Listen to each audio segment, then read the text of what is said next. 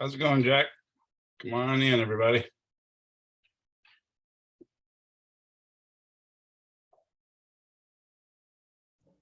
Hey, How you doing? doing all right. Have any questions about any material or anything? No, I'm doing all right now. Okay. Yeah, we'll see how the Gauss's law test goes. That's the doozy. Yeah, it shouldn't be too bad. We're going to continue to use it somewhat anyway, so we're going to use something just like it real soon. I was trying to actually pull up our syllabus. Maybe I should do that now while I'm waiting for more people to get in. Let's see here.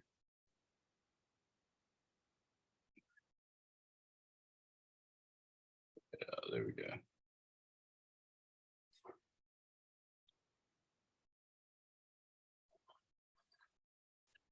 Try to check where we're supposed to be according to the schedule.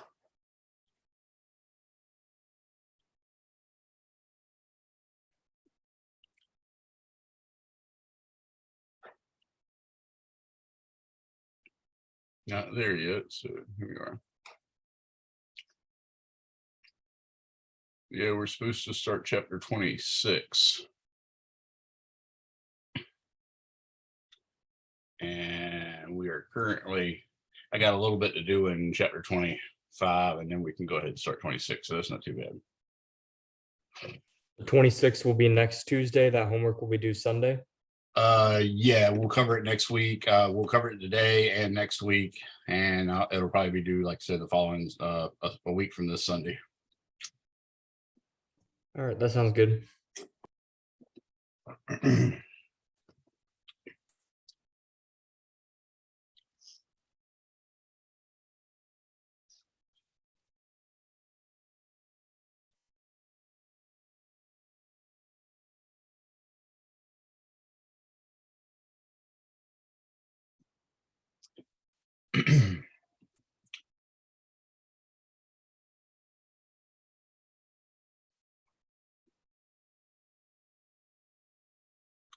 That's crazy.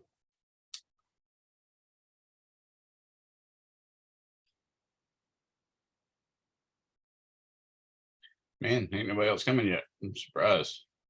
We're a whole minute into class.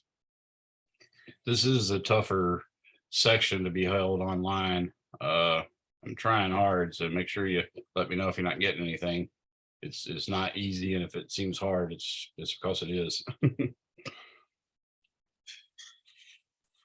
lot of times students think they're having a hard time because they're just not getting it, or they're not bright enough, or stuff like that. And sometimes they just always assume it's the teacher's fault, of course. But yeah, this is probably the toughest course we offer at TCC, and it's often the toughest one. Once you get through this, often like statics, dynamics, thermo, fluid mechanics, those things are quite easy once you've had this.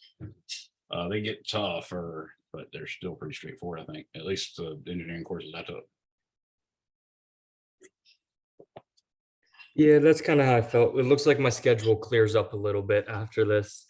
Like I still have all the engineering classes, but there's nothing like brain busting. Right. Well, I guess we should go ahead anyway, since I mean, there's not anybody but you, but we should be starting by now. So I guess I'll go ahead and start. We'll just let people stagger in as they come, I guess, and I'll just deal with it one at a time. I'm going to start off with talking about sort of the microscopic properties. There's a version of Ohm's law that you use in more advanced classes often. At least that's the first time I ever really recognized what it was. Your book introduces that under the guise of the microscopic properties of, or not the microscopic properties, excuse me, but the electric field inside a wire. So let me start with that.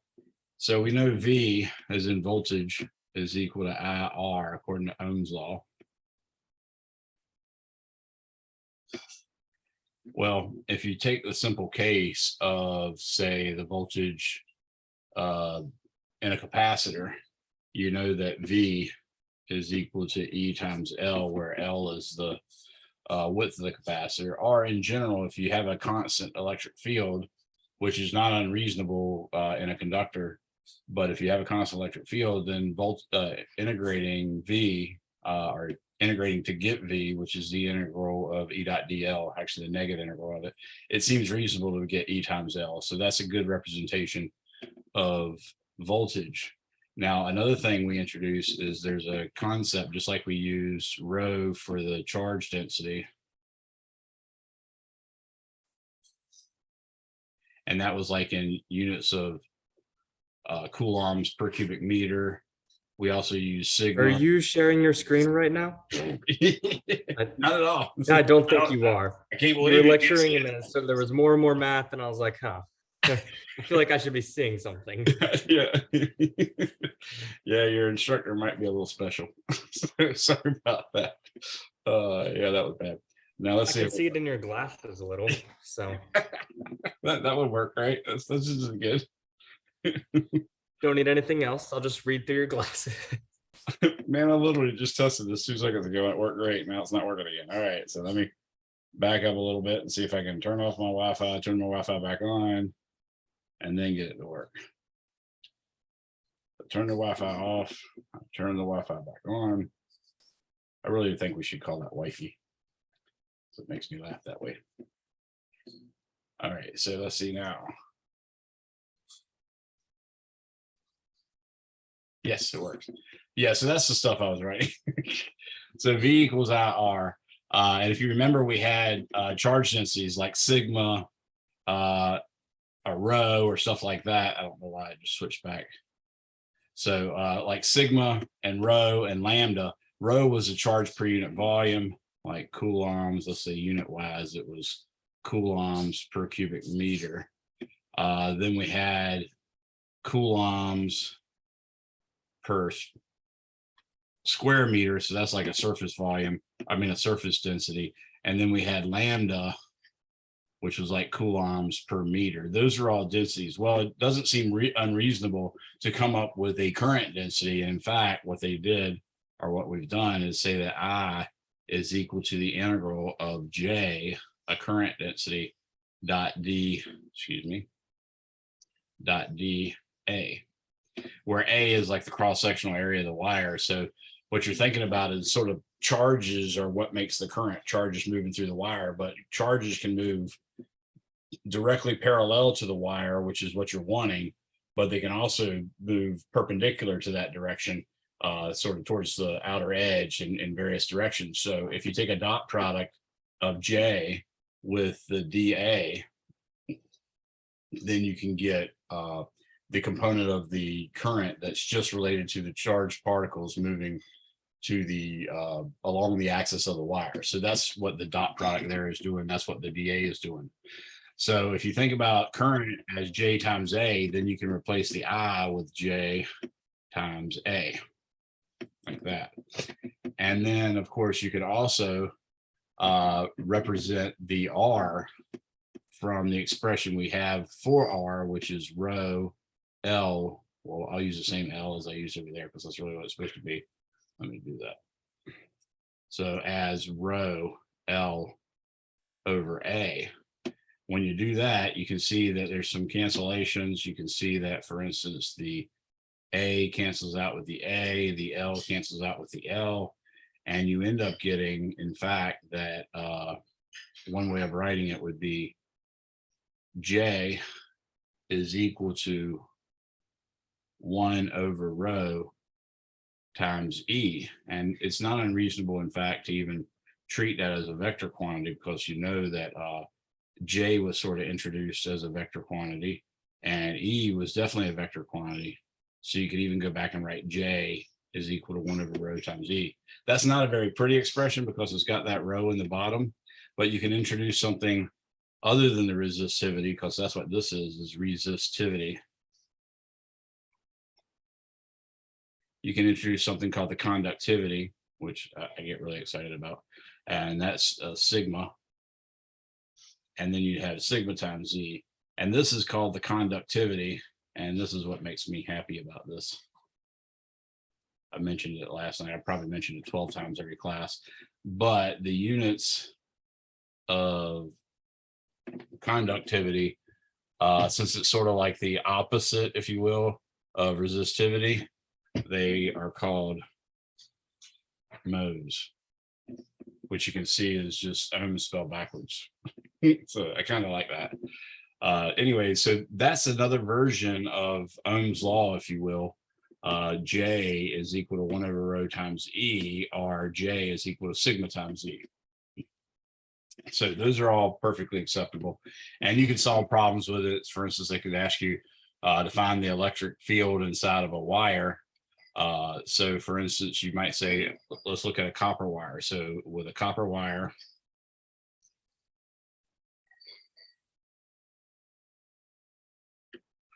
and this will be example. So let's imagine a copper wire that has,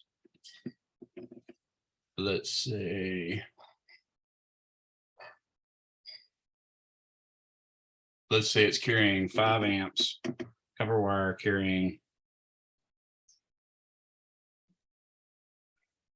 5.0 amps, and with a diameter of, let's say, 4.0 millimeters. Okay, what we'd like to know is what is the field inside.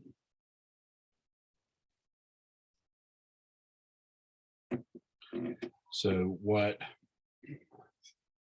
is the electric field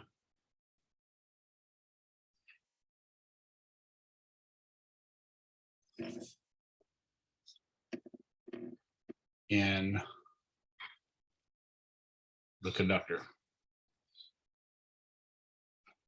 Okay, so if we wanted to work something like that, we can. All we really have to do is go and find J and rho. But we know rho for copper, so here's our solution. Rho for copper is 1.68 times 10 to the negative 8 ohms times meters. And we know that I, if you assume the current is distributed uniformly over the diameter or radius of the wire, then you'd say I is just going to be equal to J times A. And that, of course, would give you J is equal to I over A.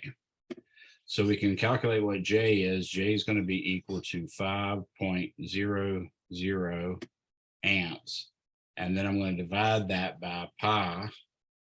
Now I need the radius because it's power squared. Of course, I could use pi d squared over 4, but I don't like using that, and it usually confuses people. So the diameter is 4 meters. That means the radius is 2 millimeters. And I should have said millimeters both times, but anyways, 2.0 times 10 to the negative 3rd meters is the radius, and then I got to square that, and that will give me the actual current density.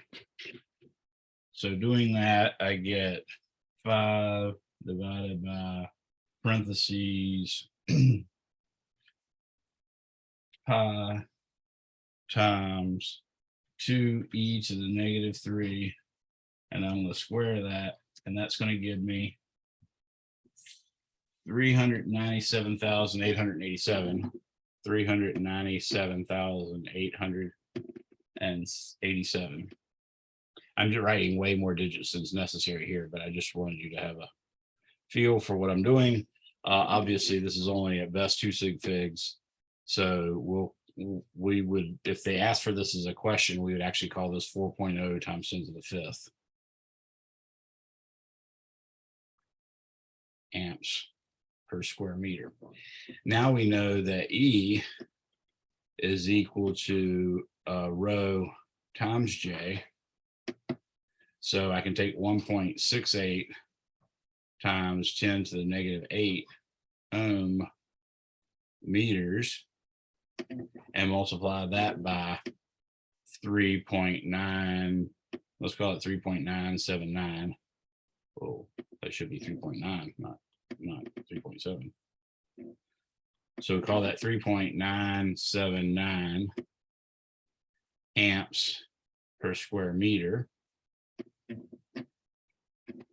And when we do that, we multiply it, we get times 1.68 e to the negative 8.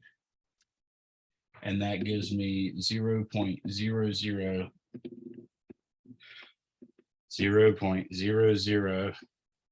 and that is 6685. Now, what you might not realize here is we've got an amp over a meter squared times a meter times an ohm. So that's ultimately going to be an amp ohm per meter, amp ohm per meter.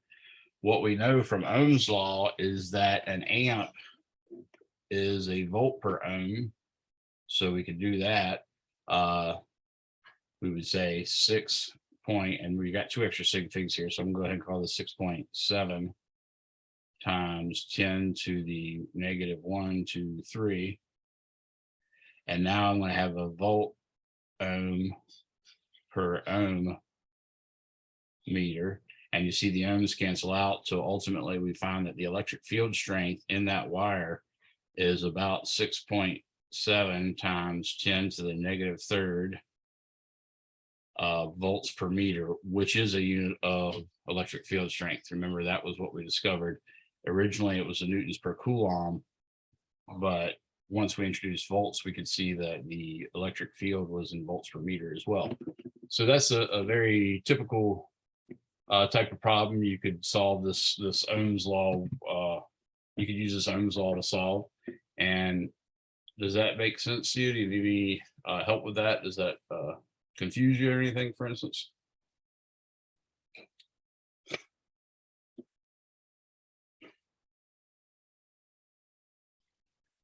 Okay, so I'm assuming that everybody understood that quite well. So now I'm going to go and explain the other part, which is the current density and drift speed. So now that we've introduced the J, we can make some sense of that, because I normally actually do it in the other order. I usually introduce J and the drift velocity, and then come up and do the stuff that we just did with the other version of Ohm's law. So what I'm going to do here is I'm going to again imagine or use the fact that I is equal to J integral of J dot dA. And from that, I'm going to try to actually calculate the current in terms of particles that are carrying it. So we can actually get an idea of, hey, just how fast are these little electrons? You know, we were pretending like positive charges are moving in time and that they're carrying current from the high voltage to the low voltage. But in reality, we know it's actually negative charges, specifically electrons, leaving the negative terminals and entering the positive terminals. The conventional current is the other way around. And it turns out, other than the Hall effect, you're not going to have a problem by pretending it's actually positive charges moving around. So we'll stick with that. So normally what's going on when you're looking at a wire is you have, let's say, the wire in cross section. It has a certain area in there. And then, of course, it's got a certain length of wire as well. So if you just look at that part, okay, we can say this length right here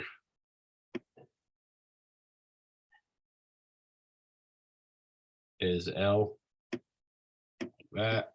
And we can say this area right here is A. We know that basically we're going to establish an electric field. Let's say the electric field is E, and it actually points, let's say, this way. Okay.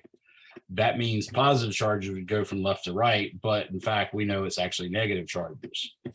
So what we know is I is on average delta Q over delta T.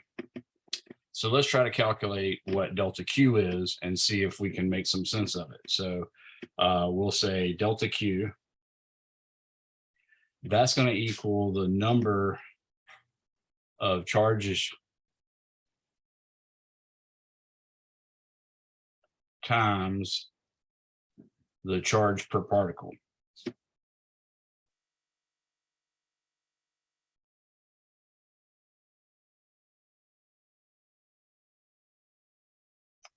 Right. And of course, we can say the number of charges would be N, big N. And we say the charge per unit carrier, of course, is negative E, because we know it's electrons, and therefore the charge of electron is negative 1.602 times 10 to the negative 19th. And that's what E is. E is equal to 1.602 times 10 to the negative 19th coulombs. Now, we might not know the number of charges, but what we might be able to do is say there's a number of charges per unit volume, little n, and then multiply that by V. And then I'll put the negative out here and I'll put the E right here. And this V, oh, by the way, is volume. And therefore N is N divided by V. Now, what do we mean by the charge carriers? Well, in a conductor, what makes a conductor is that it's not holding on very strongly to its outermost electron or electrons. And some conductors on average have, one electron that's running around free. Some might even have, though it might not be a very good conductor, might have, a third of an electron running free. Others might have 2 running free, or 1.5 or something like that. So there is a way where we can estimate it from the number of atoms, basically.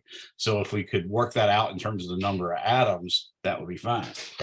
Now that we have it in terms of volume, though, we can imagine this wire as the volume we're talking about, and we'll just talk about the wire, the electrons that are moving across this wire. So what I have now is little n, which, as I said, was the total number of charge carriers per unit volume. And now I'll multiply that by the volume, but the volume is just A times L. And then I'll, of course, have that negative, and I'll write that little e there. Well, that's fine, but really the length isn't that helpful. What we're looking for is the number of charge carriers that are going to say start off at the right-hand side of that edge of that section of wire and finish at the left-hand side of that in a time period of some amount of time. So what we're going to do is we're going to replace L with basically this quantity, this speed that the electrons are going to have, which I'm going to call the drift velocity, VD. So this is called the drift velocity. And why do I say that? Well, I say that because in general, if you've learned anything about chemistry or physics, you know that the temperature of a body is actually a characteristic of the average random kinetic energy that the atoms or molecules in the body has. So in general, you've got atoms wobbling back and forth all over the place in here. It's in solid state, so they're sort of in some lattice, but they're still vibrating. And then the electrons form like a sea of electrons, and they're moving again according to their temperature and have a certain amount of kinetic energy. And that actually turns out to be quite fast. Your book even works it out, and it's like on the order of 10 to the 5th meters per second is how fast they're moving, even at room temperature. So it's a pretty high speed. What we expect to happen, especially after seeing that last example, is that itty bitty weak electric field is going to compel the negative charges to move from right to left, but just ever so much. They're not necessarily going to move that much because most of their velocity or most of their energy stored up in that velocity they have as a result of temperature. And we expect that maybe the electrons will just barely make some progress. And it turns out they do. The velocity that they move at is quite slow. So we've replaced L with VD times, now I'm going to multiply it times delta T, and that'll be the time during which we watch it. And then, of course, I'll have that times E. So what I now have is negative N times A times VD times delta T times E, and that's equal to delta Q. So delta Q over delta T is actually going to be equal to negative N A VD times E. And we can make that a little easier by thinking about J instead. And then we'd say J, well, actually, I should stick to the lowercase j. Let me do that. We can say that lowercase j is equal to negative N VD times E, because J, remember, was in fact I per unit area.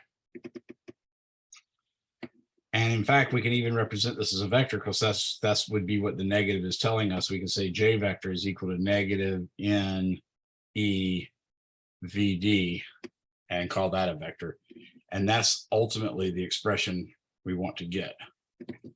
Now that expression is it. That's a good representation on a theoretical grounds of what how the current density is related to the drift velocity.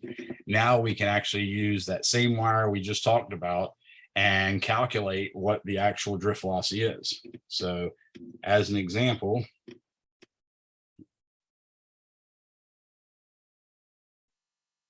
consider the copper wire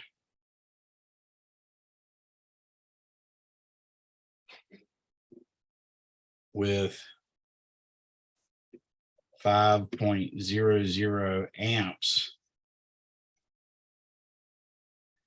going through it.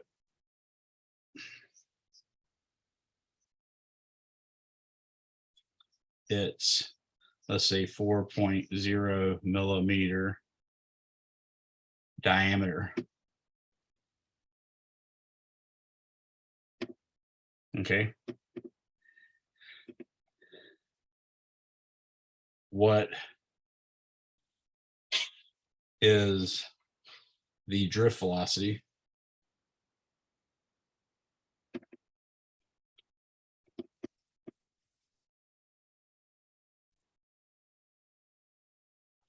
of the electrons?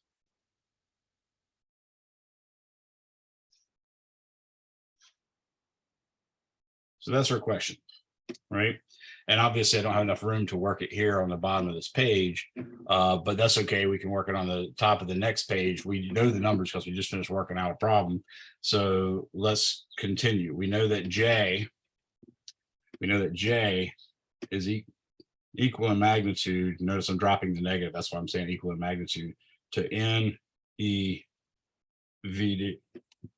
Now J is actually pointing in the negative direction of drift velocity, because J goes in the direction of conventional current, which is the direction positive charges move, and the electrons, of course, move in the opposite direction. So you do expect them to be opposite direction, and that's fine. But what we need in order to do this is we need N, which is N per V. And remember, the N is the total number of charge carriers in the substance. So in this case, little n is the total number of charge carriers per unit volume.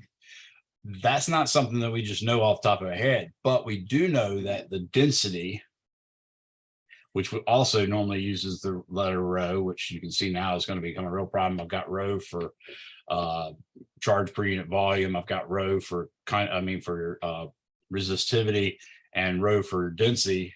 So I'm going to switch and call it capital D. So density is equal to capital D is equal to mass per unit volume. So if I could play with the density somehow, that actually might lead me to getting the number of atoms per unit volume, and therefore multiplying that by a number to get the number of electrons per atom per unit volume. Okay. So what we do know is density is equal to mass over volume. And if we actually use a mass of 1 mole, then we'll know exactly how many atoms there are. So if we say, consider 1 mole, let me know if anybody doesn't know what a mole is. If y'all haven't had chemistry yet, or you don't remember this from chemistry, make sure you let me know, and I'll tell you about it. Consider 1 mole of carbon, or excuse me, of copper.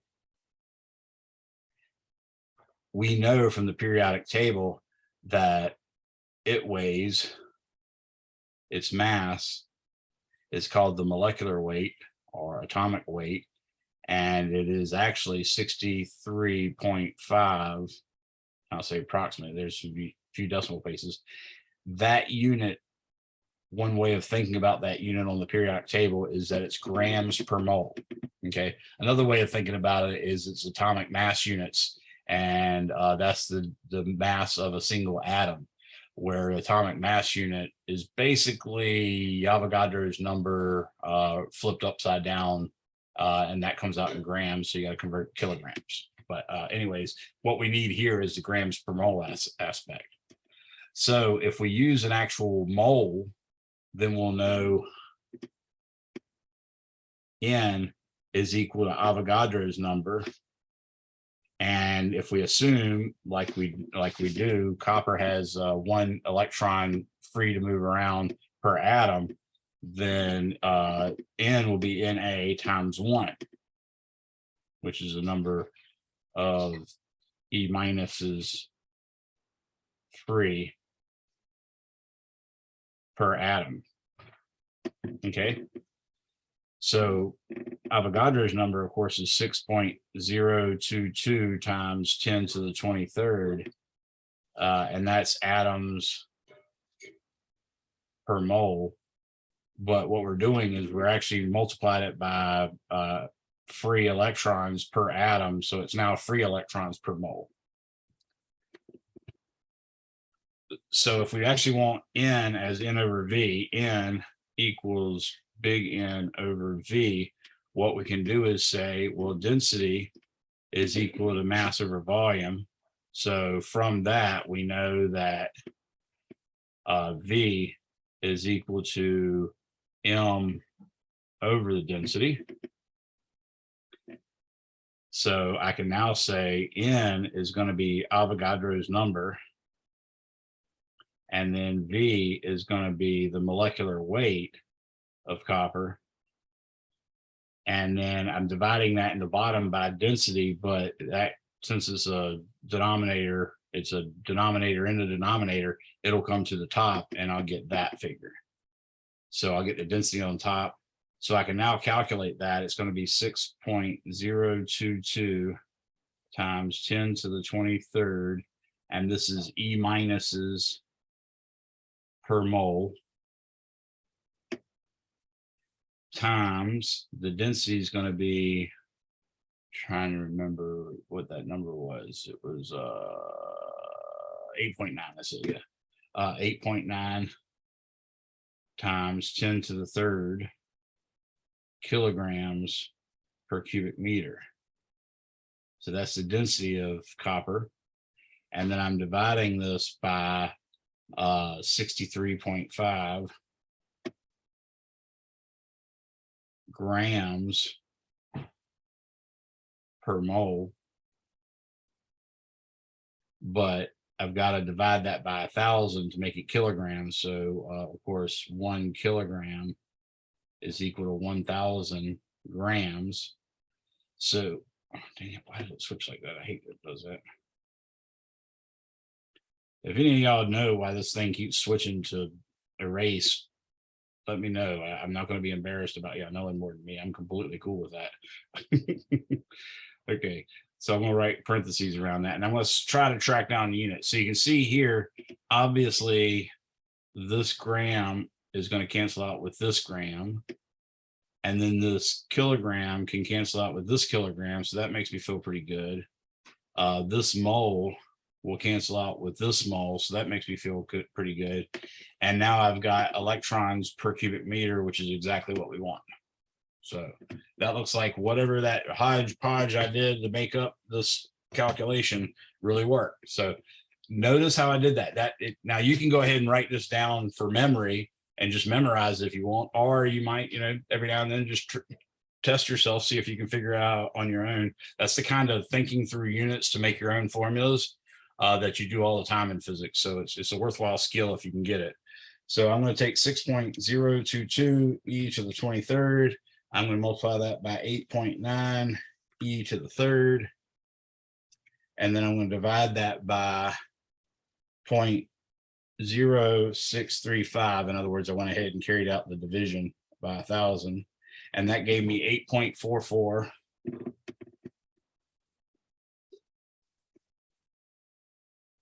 times 10 to the 28th. And that's electrons per cubic meter. So, you know, that's a pretty big number, but electrons are pretty small. In fact, so far we haven't found them to have any physical dimension whatsoever. But now we can go ahead and calculate J. And now that we know N and we know E, of course, we can get that VD, the drift velocity, is actually going to be equal to J over N times E. And in fact, J was what we calculated last time in the previous example, which was which was 3.98 times 10 to the 5th. So I'll use that. J, there it goes again. J equals 3.98 times 10 to the 5th amps per square meter. And we'll double check, make sure of that, because I got sidetracked with the deletion. Yeah, it does look like we got 3.98 times 10 to the 5th amps per square meter. And then I'm going to divide that by, of course, 8.44 times 10 to the 28th electrons per cubic meter. So that cubic meter is going to come on top. And you'll see that you'll end up having meters cubed divided by meters squared, which just gives you meters. And then this 1.602 times 10 to the negative 19th coulombs, that's going to work out quite nicely because the amp is a coulomb per second. So this coulomb will cancel out with that coulomb, and the meters cubed is going to cancel out both of these and leave a meter on top of a second, which gives you the actual meters per second. So the units work out really nicely to meters per second, which is exactly what we expect. So now I'm going to take that number, 3.98 e to the 5th, and I'm going to divide it by parentheses 8.44 times 10 to the 28th times 1.602 e to the negative 19th, and I get 0.000029 meters per second. I could go ahead and convert that to millimeters per second, and then it'd be 0.0, because I'm moving it basically 3 places to the right. 1, 2, 3. It'd be 0.029. Sorry about that. 29 millimeters per second. So yeah, even though we have a obscure reference coming here, watch out, folks. Even though we have IOL, instant on lighting, it turns out that the electrons are able to move quite slowly, and literally 3/100ths of a millimeter per second. That's it. That's how fast they're moving. And if you actually take the time and calculate the temperature related speed, V temperature, that turns out to be the square root of 3 kT over the mass of the electron. You haven't learned this yet in physics. That's something you get in statistical mechanics portion, which is like chapter 18, I think. But if you actually do that for an electron, you'll find that its average speed is on the order of 1.2 times 10 to the 5th meters per second. So it's wobbling or actually flying back and forth up and down at 1.2 times 10 to the 5th meters per second on average. But because a weak electric field has been established across the conductor, we are actually getting getting the electrons to drift to the right just a little bit, 0.029 millimeters every second. And that somehow conducts a current. To help people understand this, what I usually tell you guys is to imagine a water hose. So let me imagine a water hose, if you will. Okay. And let's imagine that water hose packed full of marbles. And the marbles are just big enough to go across the diameter of the water hose, right? And it's packed full. They're so packed, so full that each one's touching the one next to it and the other one next to it as well. So they're really packed in tight there. Now, if you go and try to take a marble and shove it in one end, even very slowly, the instant that the marble on one end starts to touch the marble inside is going to move and pop out another marble. So that's sort of a better explanation of it. So even though it moves so slowly, it's almost like they're packed in there very, very tight, like hard balls, and just moving slowly still gets it out instantaneously. So that's a way you can think about it. Does anybody have any questions on that? They're not actually packed so tight, right? Like, what's that? Just like they repel each other. They just like to repel each other, so they don't exactly. Like Yeah, they're not really touching or tight. anything like that. I'm just trying to give you an idea of a metaphor that you can think of. But yeah, you're right. They are going to repel each other. In fact, the repulsion force is way bigger than gravity and stuff like that. So you can sort of think of it that way. And there are just a ton of them there. Okay, so that's another thing. There's just a buttload of them. We got 10 to the 28th per cubic meter. So that's a lot of them. You might also notice that electric field that we calculated earlier, it came out in volts per meter. In some sense, that's really the amount that the voltage would change for each meter of wire carrying that 100 meter current, or 5 amp current. So you can sort of start to see how much resistance the wire has, because if the voltage changes by that small amount every meter, then the resistance must be really, really small. So that's another neat thing about that. Your book does do, by the way, it does that V that I just said for temperature. The V is a result of temperature. They do that in example 2514. So I'll write that here in case you wanted to see it. But that's something we made up from statistics, and then we tested it with against experimental data, and it turns out to be right on the money. And in fact, Einstein said if all the world's problems are solved by physics, he suspects the one thing that'll be able to do it is statistical mechanics, which is the statistical physics that we're talking about. It's kind of neat because statistical physics was able to give us answers that quantum mechanics gave us even before we had figured out quantum mechanics. So he's very much correct in that statistical mechanics is really powerful. I like it in theory, but I hate it because statistics is my least favorite math in the world. Any questions on any of that? All right, so we've basically done everything from chapter 25. What I want to do now is jump to chapter 26. And chapter 26 is where we learn about circuits, DC circuits specifically. We're going to learn to use Kirchhoff's laws to calculate currents in an existing circuit. We're going to learn how to deal with resistors in series, resistors in parallel, and all that sort of thing. So I've got, about 38 minutes left. So I'm going to go ahead and start that now. So this will be chapter 25 DC circuits, or chapter 26 DC circuits.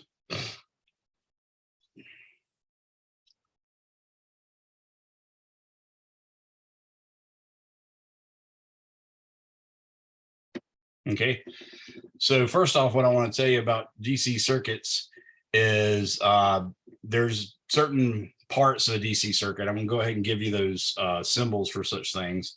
So for instance, there is, and this is stuff you've already learned as well, but I'm just wanting to rehash everything. So you got a wire going across here, you got a bar and then another bar. That of course is a battery, this being the plus side of the battery and this being the minus side of the battery. but this is also a battery.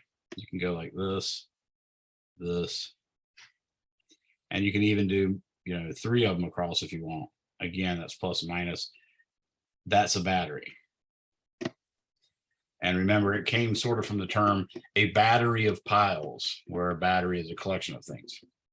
There's also a capacitance. Another version of that is that. And another version of that is that. And these are all capacitors. Are they different capacitors, or is it all just like different technicians' shorthand? So no, in reality, the first one I drew is basically just a basic capacitor. The second and third are ones that are called polar capacitors, and they have a certain orientation they got to be put in. So the positive side's got to be one side, the negative side's got to be the other. So you can't just reverse them or you'll ruin them. So I gave you those two symbols. So you'll know that those two are capacitors, but they have extra stuff, and the way they're drawn tells you which side's the positive side and which side's the negative side. So yeah, these are polar capacitors. So I'll put this right here. Or at least that's what I call them. People in electronics might call them something different, but I'm not sure. This, of course, is just a wire with negligible resistance.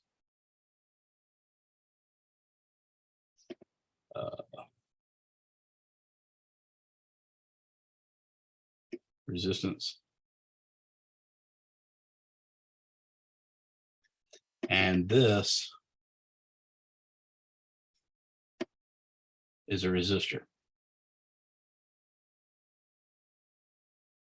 But they sometimes use it for anything. Like they can use that to represent a light bulb. They can use that to represent a alternator of a car, all sorts of stuff like that. It's just basically a load. Now they try to not say Don't light bulbs usually have an arrow coming out of it? Yeah, you can have an arrow like that, or you can just put it in a circle. So a lot of times, if it's something other than a resistor, they'll at least put a circle around it to let you know it's, you know, something. And then you look for the table of contents or the legend for the diagram, and it'll say, you know, this is a such and such, you know, say engine or motor or whatever. But yeah, all thing has a resistive load. It turns out there's this rule that you can reduce every 2-terminal device to basically a battery and a resistance. I forgot, it's called Norton's theorem, I think. I think that's what it was. But anyways, yeah, that's one of the things you'll learn in engineering electronics. I haven't done that in a long time. It's called a Norton equivalent or a Thevenin equivalent. That's another phrase for it. There's another thing that we use in circuits. It'll look like this. I usually make a point to put these circles on there, but not everybody does. And in fact, your book didn't either. But that just means a switch. And then there's a ground. And I've explained this in my class. I'm not sure if I've done it with you guys or not. Normally, I tell the same story so many times that I've probably told you too. But this is called a ground.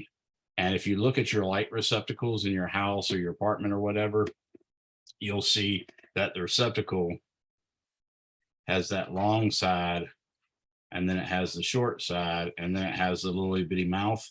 Well, that little itty bitty mouth, every one of those is connected to like an aluminum rail in the back of your circuit panel. And that aluminum rail is connected to a nice size copper wire, and that copper wire runs outside of your house and then goes to the ground. And at the ground, you'll find that it's actually hooked in some kind of clamp like this. The wire is sort of connected to that clamp in some way, and that clamp is around a really long copper shaft or copper plated. And that copper shaft is like 8 feet long, and it's just been nailed into the ground. And that's literally why they call it ground. It's literally just a ground. And in fact, Oliver Heaviside,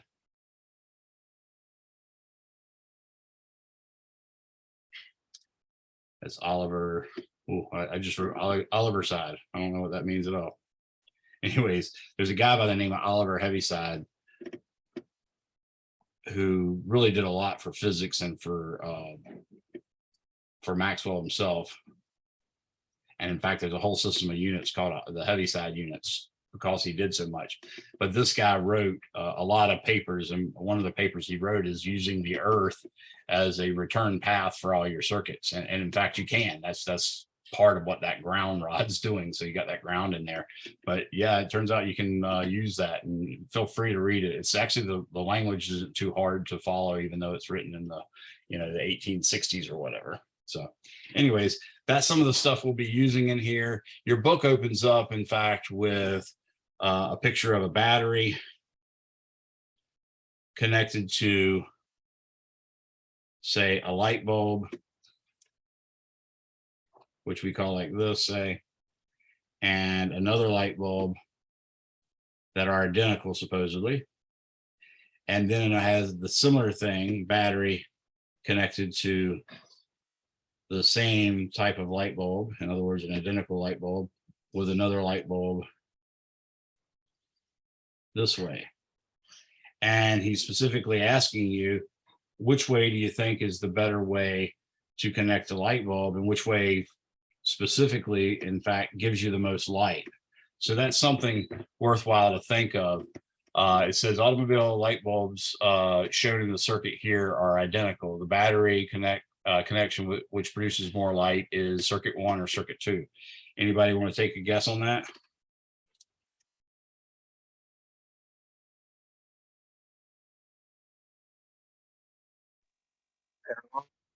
Because there'll be equal voltages and therefore higher amperage. Okay, yeah, that sounds good. And in fact, let's think about it. So what we have here is a battery of voltage V, so they're identical. In this case, we actually have V is equal to the single current that runs through the circuit. You're actually going to have 2/3 different currents running through the other circuit. But in this case, it's times 2R, where R is the resistance of the light bulb. That's also the resistance of these light bulbs, of course. So when you got that, you see that I is in fact going to be V over 2R, right? And then of course, power is equal to IV. So you're going to get V squared over 2R is the power by one light. And in fact, if you wanted to say the power by both lights, you multiply that by 2 and you get V squared over R. Over here, V is equal to I total, or I battery, times, now in this case, it's going to be R times R over R1 plus R1. That turns out to be how resistors work in parallel. If you look at it, and actually that shouldn't be subscripted 1 because they're all identical. So I'll just get rid of that. If you look at that, you can see that's R squared over 2R. So that's just R squared over 2, or that's just R over 2. So we're going to get V is equal to I battery times R over 2, which means I battery is equal to 2V over R. Okay. Now, when that current I battery gets to this junction, these two resistors are identical, so there's no reason to believe one gets more current than the other. So in fact, they're going to each get a half of I battery. So 1/2 I bat and 1/2 I bat. Okay. Does that make sense so far, everything I've said?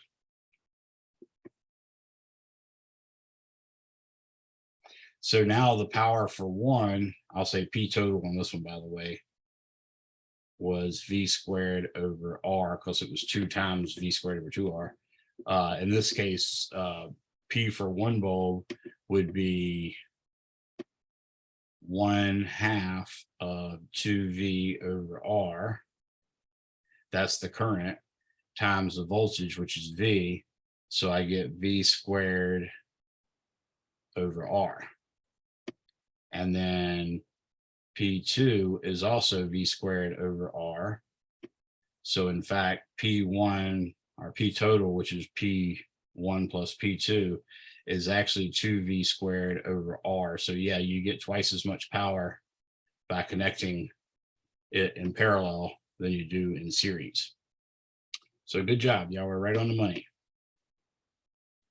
It's a little bit of, I mean, it's a little bit tricky to pull that calculation off just because most people are kind of not very comfortable with using symbols instead of numbers, but that's the only gift I have. So that's the way I do it. Hopefully you can, it seems like y'all are understanding the concepts good enough to get to that without the calculation, and that's good too.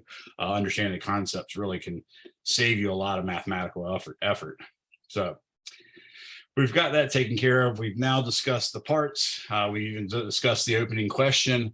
What we're going to do though is we're going to now tell you how a battery, and I think I've already mentioned this to you before, but a real battery, when you buy like a AA battery, if you put a voltmeter on it without it being connected to a load, the terminals will read a voltage, meaning you put the red probe of the multimeter on the positive end of the battery, the little nipple poking up, and then you put the black end of the voltage probe on the negative side, and it'll read like 1.72 volts.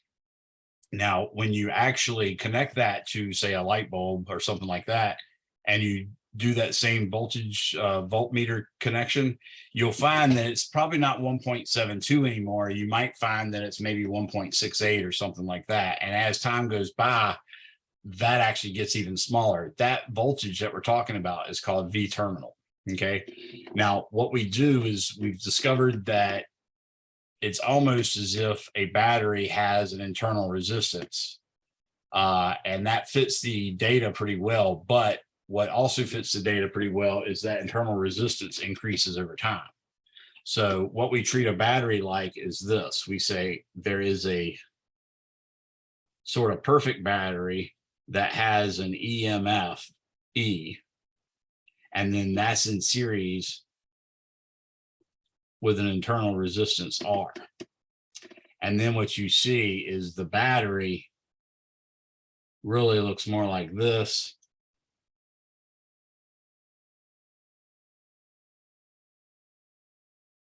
And this little thing right here is the nipple of the positive side. So that's the way we see a battery. That is called EMF Electromotive Force, which is the same thing as voltage.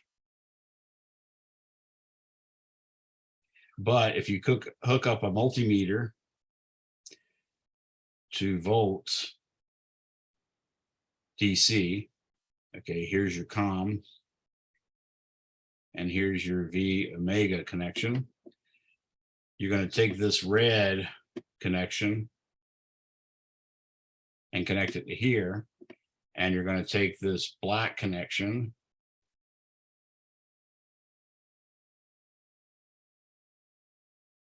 that's supposed to be black. Ooh. There you go.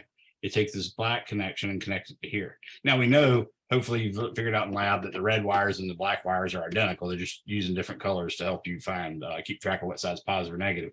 But what this is going to read when you do this is what we call V terminal.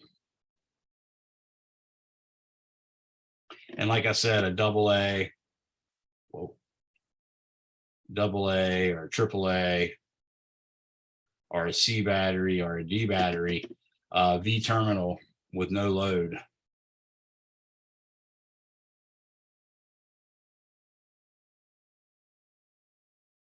is usually on the order of 1.72 volts.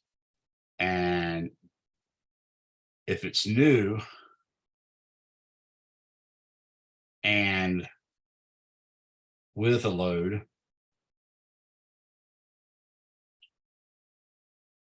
it's on the order of probably 1.68. And once it gets below about 1.5, that's when it's time to, get another one.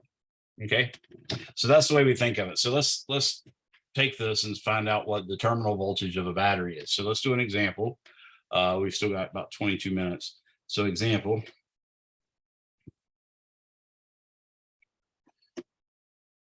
A battery with a 12.0 volt electromotive force. And there it goes again.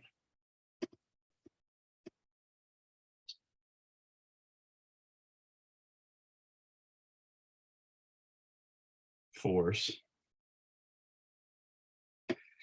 has a 0.50 internal ohm internal resistance.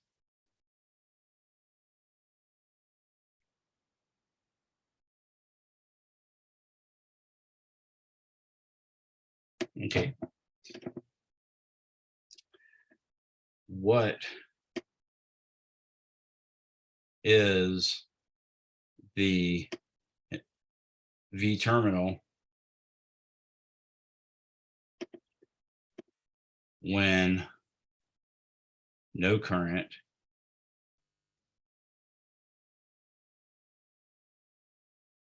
is produced?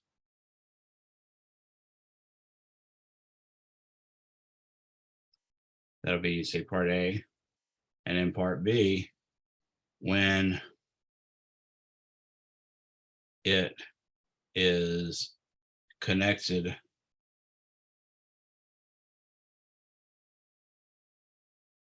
to a 23.50 ohm resistor.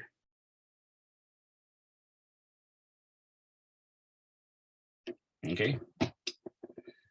So part A can be done like this. The solution says we've got, first off, for part A, we've got a battery with an EMF of 12.0 volts. We've got a resistance little r equals 0.50 ohms. And that's it. I equals 0. Therefore, delta V across the internal resistance is equal to 0 times 0.500 ohms, which is equal to 0. So V terminal would equal 12.0 volts. In other words, when you're not drawing a current, that internal resistance isn't going to drop the voltage at all, because according to Ohm's law, if there's no current going through the wire, then there's no voltage drop. Okay. Now that's just sort of a concept question. That's why I put it there. So now for part B, what we have is the battery, the EMF source, that is. We have the resistance, which is 0.50 ohms. And then this runs around to another resistor. And that resistor has a resistance of 23.50 ohms, a rather convenient number. Okay. So again, we're going to use V equals IR. But if we think about this as like a hill or something, remember this short side of the battery is at ground level, and so is all this wire right here, all the way up to the left edge of the resistor. All that wire right there is all at ground level. And then this long side of the battery, all of that is at a height of about 12 volts. Okay. And in reality, the wire has some resistance, so it technically would be sloping down a little bit. And this, the first green wire that we said was all level, that actually be sloping up a little bit till it got to the resistor, and then it would slope up a lot. So right now, what we're going to do is just pretend like the resistance in the wire is 0. So it's going to stay essentially that 12 volts until you get here. and then it's going to drop by a little amount. That little amount is going to be 0.5 times 12. So that's going to be about that little amount should be the current times the 0.5 ohms. We don't know the current yet. Then it's going to be a different level from here all the way to here. And that level is all the same. And then it's going to drop back down to the ground level after it goes through that resistor. Now, what you see is that the total resistance of this can be given by 23.5 plus 5. So using Ohm's law, we're going to get 12.0 volts is equal to I times 23.50 ohms plus 0.50 ohms. So I is going to be 12.0 volts divided by 24.00 ohms, which in fact gives us an answer of 0.500 amps. So that's our current. Okay. Now that we have that current, we can figure out what the drop in the voltage is. So what I've been doing with my class in general is I sort of draw off these little bubbles as if I have taken the black terminal of the voltmeter and stuck it right, let's say right here on this little part of the battery. That's what I consider ground. And I'm just going to leave it there the whole time. And then if I stick the red there, then what's going to happen is I get a little bubble that says 0 volts. And right here, I get a little bubble that says 12.0 volts. And it says the same thing right here, in fact. But right here, it says 12.0 volts minus this 0.5 times, or excuse me, 0.5 amps times the 0.5 ohms. And in that case, 0.5 times 0.5 is 0.25. So this one's going to say 11.75 ohms.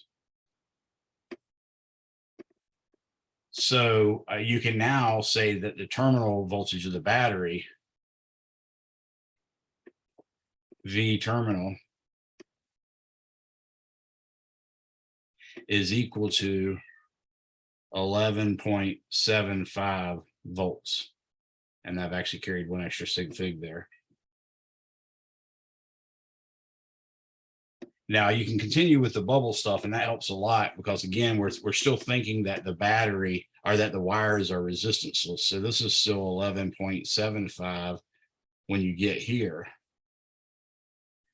And then when you get here, it's supposed to be 0. So let's calculate what the voltage drop is across the 23.5.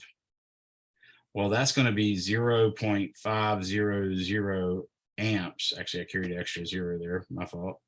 Times 23.50 ohms, V equals IR. And half of 23.5, of course, is 11.5 plus 0.25. That's 11.75. Which happens to be exactly the height it is. So now you do, in fact, get 0 volts.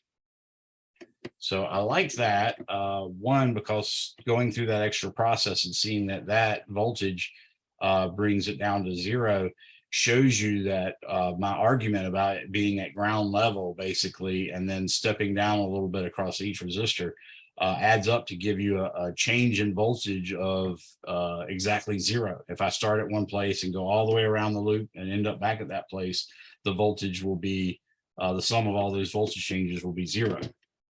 And that's actually Kirchhoff's loop rule. So we've got a little bit of time left. I've now worked on terminal voltage. What we normally say for terminal voltage basically is that V terminal is equal to the electromotive force minus the I times the internal resistance. And you can use that equation. You don't have to figure it out each and every time, but that is something you can use. It's listed in your book. It happens to be equation 26.1. So it is an equation that you're allowed to use on your equation sheet and all that good stuff. Any questions on that before I move on? Now I did a little bit of hand waving there. by assuming that the total resistance was 24 because one of them was 0.5 and the other one was 23.5. Now I'm going to go ahead and show you that that is the case. So let's imagine, for instance, we have a bunch of resistors in series. So what I'm going to do is I'm going to say I got a battery here, and I got a resistance R1 here, a resistance R2 here, and a resistance R3 here. Okay.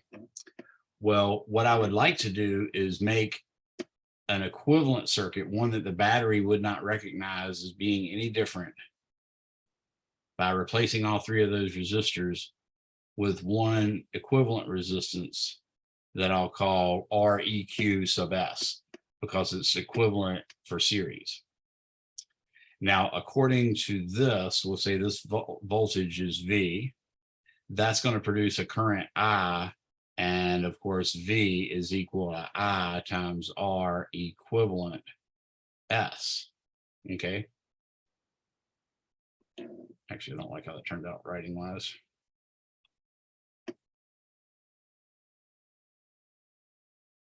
Okay.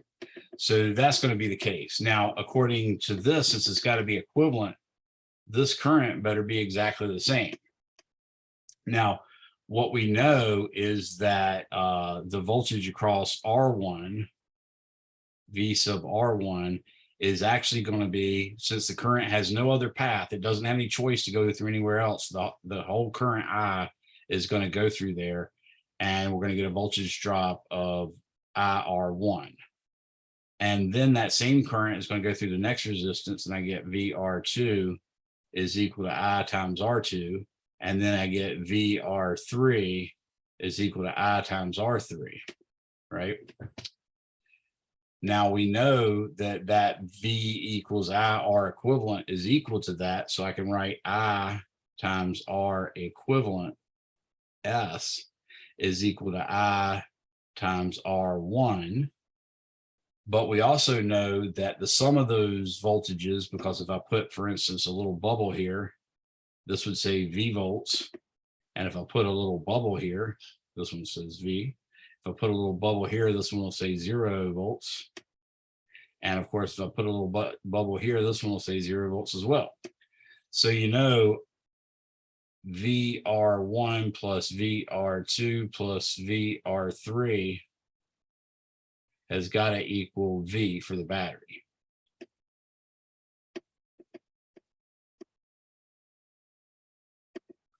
So I can now write IR1 plus IR, oh, I don't want to write it in that color, plus IR2 plus IR3. Obviously, these I's all cancel out because they're equal. So you get the formula that R equivalent for a series circuit is R1 plus R2 plus R3 plus dot, dot, dot, because no matter how many resistors we have, it's still going to be the same formula. So that's how resistors in series behave. Now, if I wanted to do resistors in parallel, which I do, of course, then I draw another battery. I go off and I go to a resistor. And then I go off parallel to that, make another resistor, and maybe even make a third. And this is R1, R2, R3, this is V, this is I battery, this one's going to be I1, this one's going to be I2, and this one's going to be I3. Okay, but I want to replace that bank of resistors with one resistance, and I'll call that resistance EQ with a P on it. Okay, that's also going to have IB coming out of it for a voltage V. If it didn't, then it wouldn't be equivalent resistance because the battery is behaving differently. Now, what I do know is that IB, when it gets to that first junction, some part of it's going to become I1. And the rest of it's going to go towards the next junction, and some part of it will become I2. And then the rest of it has to go through I3. So just conservation of charge tells me that IB has got to equal I1 plus I2 plus I3. Does that make sense to everyone? Like if I had 300 coulombs per second coming out of the battery, when I got to that first junction, maybe 50 went in through that. So now I got 250 going to the second junction. Maybe 150 went through that one. So now I'm down to 100. That means the last 100's got to go through the R3. That's all that's saying. So does that make sense to everyone?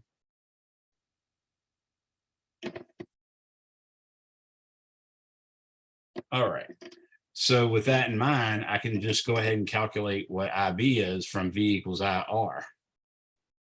So I'm going to say I is supposed to be V over R. So IB for the battery should be equal to V over R equivalent sub P. And then I1 is supposed to be V over R1.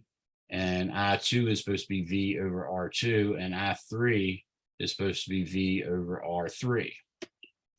So we get that the formula 1 over R equivalent P is equal to 1 over R1 plus 1 over R2 plus 1 over R3 plus dot, dot, dot. And that's the formula for the equivalent resistance of resistors in parallel. Now, I've mentioned this before when we did capacitors. That was the formula that we had for capacitors when they were in series. But remember, the role is that R equivalent is smaller than any of the individual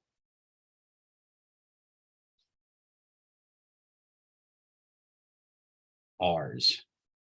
So you've got, 1, 2, 3 R's in this case. If you had 50 of them, R equivalent is going to be smaller than every one of those. If you happen to have two identical ones, as you saw a few minutes ago, you'd end up getting 1 over R plus 1 over R. Well, they're common denominators, so that'd be 2 over R.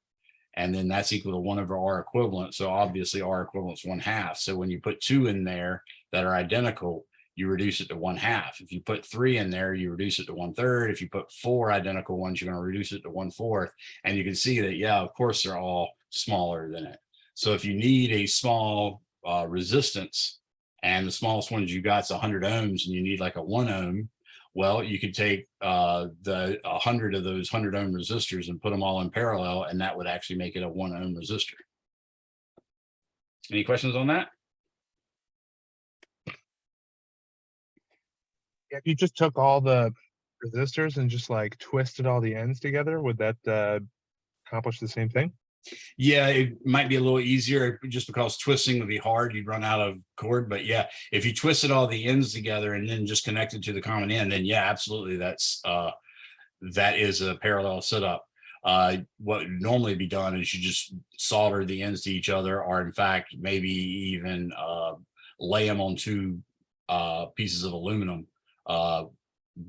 One end for each resistor on one piece of aluminum and the other end on another piece of aluminum, and then you just connect anywhere on the aluminum. But yeah, you could absolutely do that. When you twist, there's a little danger because those wires are so small. There's a little danger that one could be shaking loose and you not know it. But other than that, I mean, not that it would cause any problem. It's just with it shaking loose, you're not getting that resistance. So that's the only negative side. But yeah, absolutely. Good thinking. Anybody have any questions on that stuff? So the big part of that was me telling you conceptually how that works. If you look, for instance, check out figure 26-6, you'll see that's a nice little bank of resistors. It's basically a 12-volt battery running into a 400 ohm resistor, and then that 400 ohm resistor has a wire leaving it. That wire breaks into two. which has a 500 ohm resistor in one wire and a 700 ohm resistor in the other wire. And then that wire out of those two resistors comes back together and goes back to the battery. So that's a typical type of problem.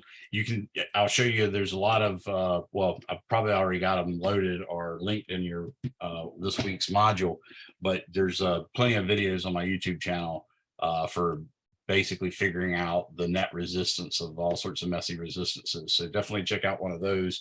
That'll get you plenty of practice. I might not spend much time or any time doing examples of that sort because they're really, really easy. And I think the other thing that's more hard is some of the stuff like dealing with RC circuits and dealing with AC and dealing with charging and discharging a capacitor and solving circuits using Kirchhoff's rules.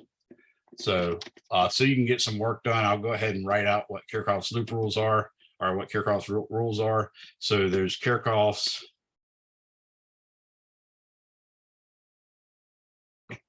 loop rule, which we call KLR, or you might even call it KLL or something. It just says in any closed circuit loop,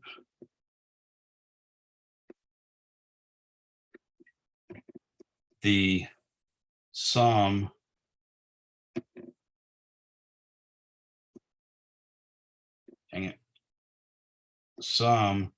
of the voltage changes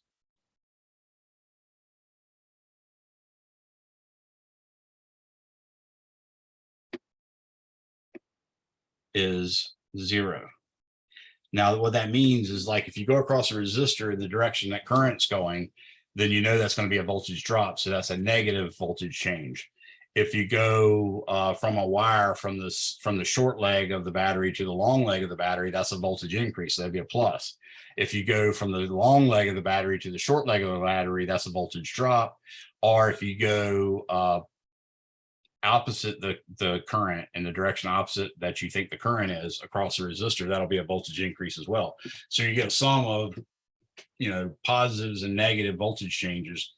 If you go from one point in the circuit and get back to that same point in the circuit, all those sums have to give you 0. And that's just a conservation of energy thing. The Kirchhoff's junction rule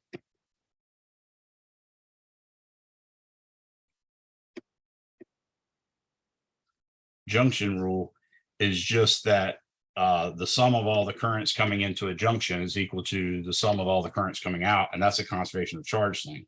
So if you have like a current here, that's I1, and a current here, that's I2, and a current here, that's I3, and a current here, that's I4, and a current here, that's I5, then I1 plus I3 equals I2 plus I4 plus I5. That's all Kirchhoff's junction rule is. So those two rules will actually allow you to analyze a circuit. I haven't done any of that yet, but we will do that next time. And time's up, so you guys are free to go. I will wait for the last person to leave in case anybody has any questions, but you guys are free to go, and have a good weekend, and thanks for coming. Don't forget to do your test.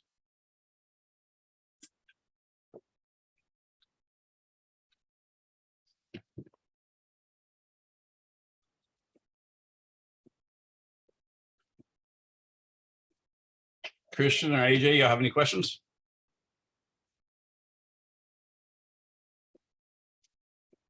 All right, I'm going to go ahead and split then. Have a good day. AJ, still in?